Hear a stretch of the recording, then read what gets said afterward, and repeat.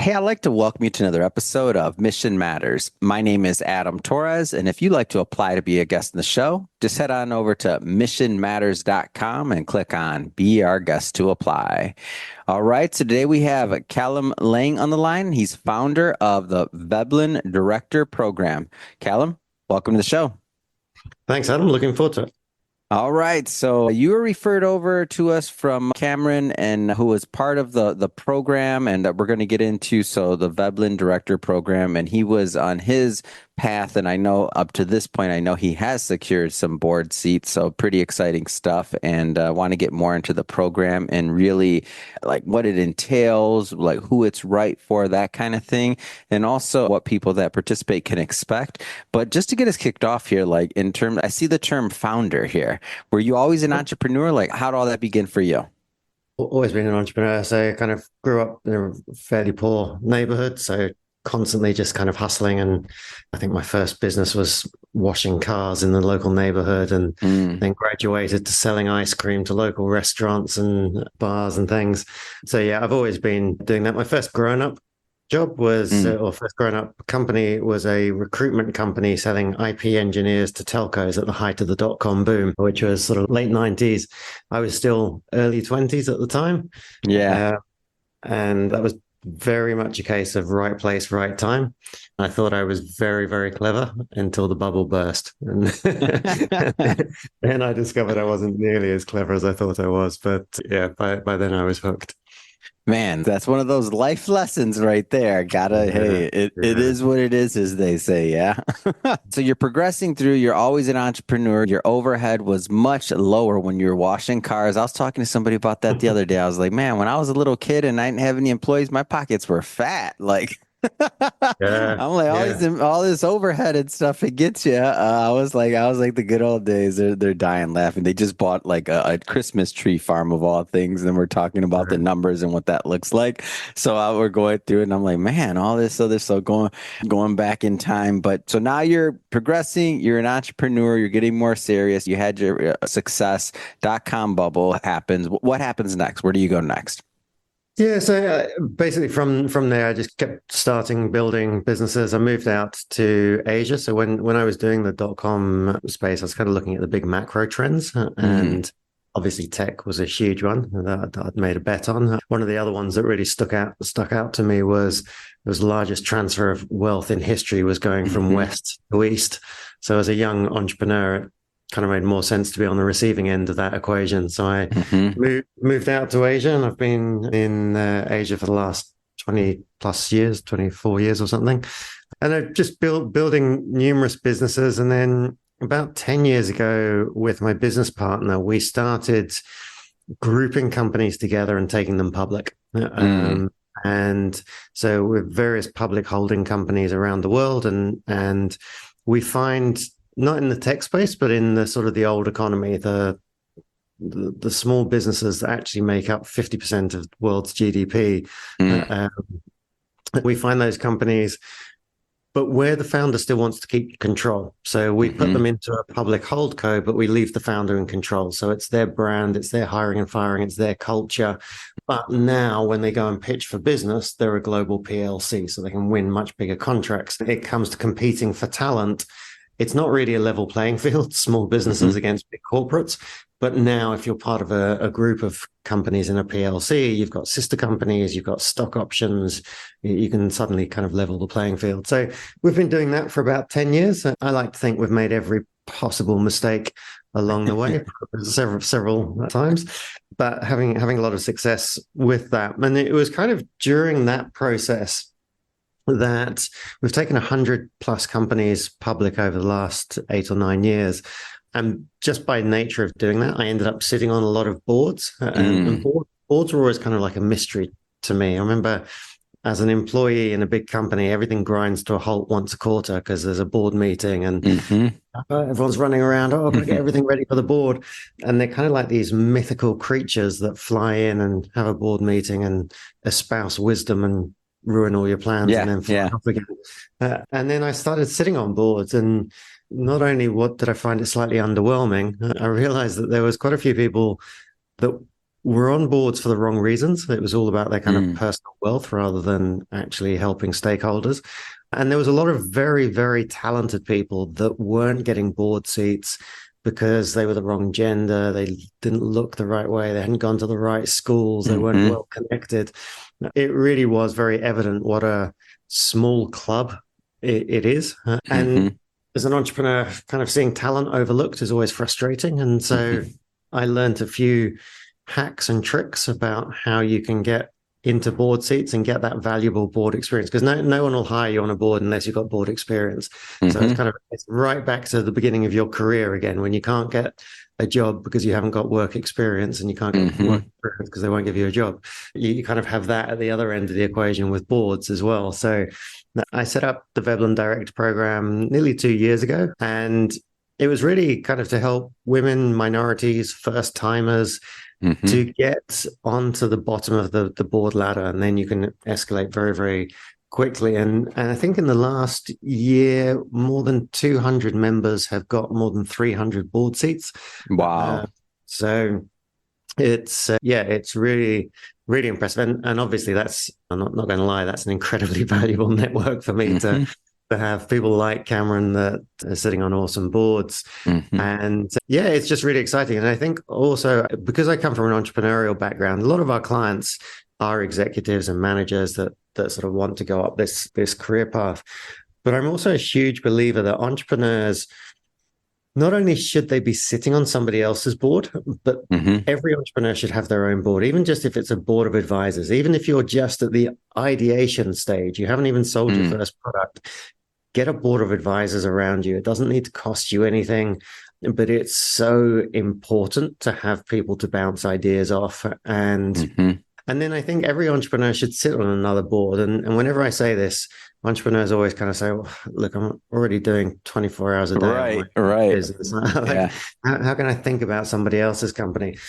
But my answer to that is, you learn so much. When we're in our own business, we know the whole thing's held together with chicken wire and masking tape, right? And everybody else's business looks really smooth and efficient and functioning and great. So when you go and sit on the board of another company, you realize that all companies are a little bit broken. And so, but they've probably fixed things that you haven't yet fixed, and you've probably fixed things that they haven't yet fixed. And that's very valuable. And I also think there is no better networking than the networking of sitting on a board. You meet incredible people. It gives you huge credibility. So if you think about your early clients, early staff, early investors, if they're just joining your company and you're a startup, well, there's a big risk with that. But if you're a startup, but you're also sitting on the boards of 2 or 3 other companies, you've clearly got credibility and experience and contacts. And so it just makes you a safer bet. So I'm kind of a big passionate advocate for entrepreneurs not only setting up their own boards, but sitting on other boards much earlier in the process. Yeah. What do you think some of the reasons are for your high level of success with people that have gone through your program actually obtaining board seats? Like, what do you think that comes from? So I think it's just an awareness of the game and explaining the game to people. So I think if you decided, I want to join the board of a company, what you'll probably do is go to a recruitment site or LinkedIn and start looking for board seats. There are 330 million companies in the world. Less than 1% of them have an active functioning board. And so if you're applying for a board seat on one of those, that's a tiny number of board seats amongst a huge population. Not only that, boards will never hire strangers. They just don't do it. That's speaking from experience. We hire the person we want to hire, and then if HR makes us put out a job advert, we put out a job advert. But even that, I'd say 99% of job ads for board seats are just recruitment companies fishing for CVs. So one of our first rules is never apply for a board seat. Create a board seat. It's much, much easier to go and find a company that doesn't yet have a board and help them create a board. We sort of have a sequential step that we take all of our members through. They join a small advisory board. They leverage that to go and create an advisory board for another company. They leverage that to an apprentice on a publicly listed company board, and then they leverage that apprenticeship to get an actual board seat. Now, all the way through, you can be earning money from doing these. Even as an unpaid advisor, you can make a lot of money by doing introductions, helping companies to raise capital, helping them to meet new clients. So there's some of our members are making hundreds of thousands of dollars in their first year, even in unpaid advisory positions. So yeah, it can be quite lucrative as well. Yeah, that's interesting. Why do you think so few companies actually have active boards? Like, that's an interesting stat that you bring out.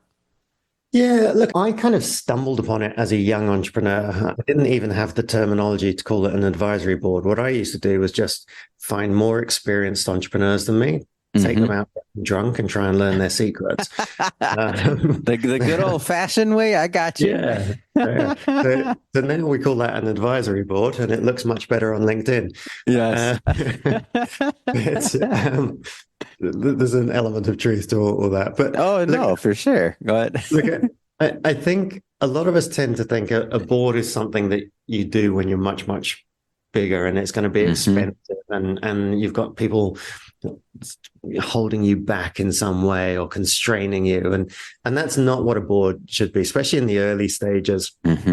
So I was basically using advisory boards, and not oftentimes the advice isn't always great. So if I go and find somebody that's a board middle manager at Microsoft, and I say, hey, would you like to join my advisory board?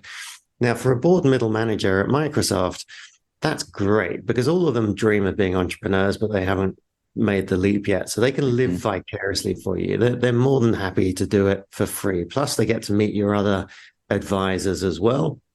And now you can go and tell everyone that you've got someone from Microsoft on your board. Like, that's a huge credibility boost. It could be the janitor at Microsoft. It doesn't really matter. But you can leverage it. And I think people kind of overcomplicate it. They think it has to be very expensive. They think, you have to get these people with loads of board experience. You don't. You're learning. And that's kind of, you just want to get on the bottom of the ladder. And I think also for entrepreneurs, if you have ambitions of becoming a big company, ultimately every single successful company you can think of has an active functioning board. The sooner you can get the hang of working with a board, the better it is. There's clearly some value to it. Otherwise, these successful companies wouldn't do it. I think there's lots of reasons why it's good to start sooner rather than later. What do you think, like, as some of the entrepreneurs that are listening to this now, they're going to be thinking about, okay, well, first thing, one thing that you mentioned to me that I never considered, which is by participating in boards, you get to see how other board members are operating. You get to see how other companies are. You get to a different level of networking with different board members. So that in itself is a benefit for sure. Now, when they look back and they start thinking about their own company, they're like, okay, like, as you obviously you're taking that learning, you have different things that you can apply. You have different, and that's the whole point, right? Or part of the point, I should say. So as you start climbing up that board ladder, like, what can that look like? Because that's interesting too. So you start off, I like the way you said it at the bottom, like, we gotta get in the game. I don't know if you said at the bottom, but it's like, put me in the game, coach. So now you're in the game. What can that look like as those that really, because I'm guessing maybe there's more different categories, but some start and then they're like, okay, this is what I thought it was. This is amazing. I want to go further and further and further. Some are like, okay, this was a great experience, but maybe I don't want to go further. I want to stay at a certain level. Possibly there's going to be a couple of those, but what does it look like for those that want to continue to rise up the ranks? Like, what does that journey look like? Yeah. Or can it look like? No, you're right. And it's a very good observation, because if you're going up the ladder, if you say, my goal is I want to be on the board of SpaceX, you don't start by applying for That's space. True. If you had to apply, you're not getting it. That's a good one. Yeah, exactly. If you had to apply, you're not getting it. Go ahead. Yeah. And in fact, like, if you really wanted to get onto a board of a big company like that, your best bet is getting onto a board of a company that would be bought by them, and then negotiating a board seat as part of the settlement. But look, the sort of the natural progression is you start with small companies, you move to mid-tier companies, and then you kind of go into publicly listed companies and small micro caps, small caps, mid caps, and big caps, large caps. What we do find is a lot of people start in the private space and are just having so much fun. Like, I'll give you an example. One of our members, actually based in the US, He actually reached out to me. Saw a webinar I did. He reached out to me. He said, "Look, this sounds amazing, but I'm in my 70s. Am I too old for this?" And he'd been a successful entrepreneur and he's now retired. And I said, no, look, it'd be great. Within the first 3 months of joining us, he was sitting on the boards of 3 small companies. 2 of them were in Europe, one was in Asia. Is he too small? Is he too old for that? Yeah, right. They roped him in. You better bring all that knowledge into this company. Exactly. The smart people that were running those companies knew. Go ahead, continue. I get it. I see. No. But what was interesting, so he was having a great time. They were getting huge value from it. What he decided to do to add more value was he started blogging about it on LinkedIn. So he started talking about his experiences, how he's adding value, what he was learning as he went through the process. An S&P 500 company saw his blog, reached out to him and said, "Hey, could we talk to you about joining our board?" Now, it wasn't the main board. It was the second tier board, like these big companies have that. They had an interview with him. They offered him a board position, 160,000 US a year. And he turned it down because he was having so much fun with the small private companies. He's like, yeah, no, I don't want the headache of big companies. It's a great observation from you. Like some people will decide that they just want to stay at that level. But look, I think we did a survey recently of our members and said, like, why are you? What's your primary reason for joining a board? And actually, the number one thing that came up was they wanted to make a bigger impact. And if you're a small business owner, there's a limit to what you can do. If you're an employee, there's a limit to what you can sit on a board. It gives you that extra leverage. Obviously, it can be incredibly lucrative. The top board members are earning millions of dollars in compensation for what is ultimately a part-time role. But I think actually even beyond the salaries, the opportunities that you get, the strategic conversations that you have. Again, I think that's another thing for entrepreneurs. We're so in the business. Often we can't see the wood for the trees because we're just in it and fighting fires.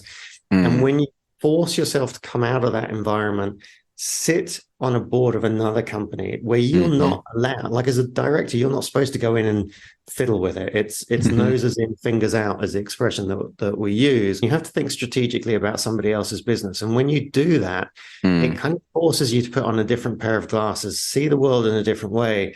And then you go back to your own company and go, why am I doing it like that? Like that makes no sense at all. But because you were so close to it, you couldn't see it previously. So there's a lot of different benefits that people get out of it. And it really you can take it as far as you want to go. Yeah.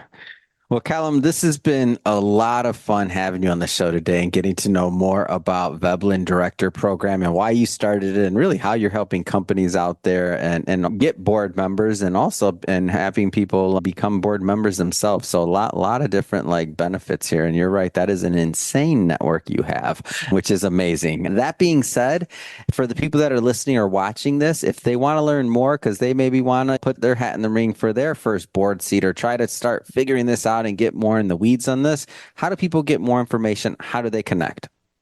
Yeah, so probably the easiest thing to do, feel free to connect with me on LinkedIn, mention this podcast and I'll accept your connection, or go to veblendirectors.com and we've got a video they can watch. They can get a free copy of my book, Boardroom Blueprint. They can speak to one of the team, see whether it would be right for them. If you've got a company and you'd like some Veblen trained board advisors, it doesn't cost anything. You feel free to apply and we'll send you some amazing individuals and you can see whether you want them to join your board. Awesome. And for everybody listening to this, just so you know, we'll put the links to Veblen Director Program in the show notes. So you can just click on the link and head right on over. And speaking of the audience, if this is your first time with Mission Matters and you haven't done it yet, hit that subscribe or that follow button. We have many more mission-based individuals coming up on the line and we don't want you to miss a thing. So again, hit that subscribe or follow. And Callum, again, thank you so much for coming on the show. Really appreciate it. Adam, it's been a pleasure. It's been fun.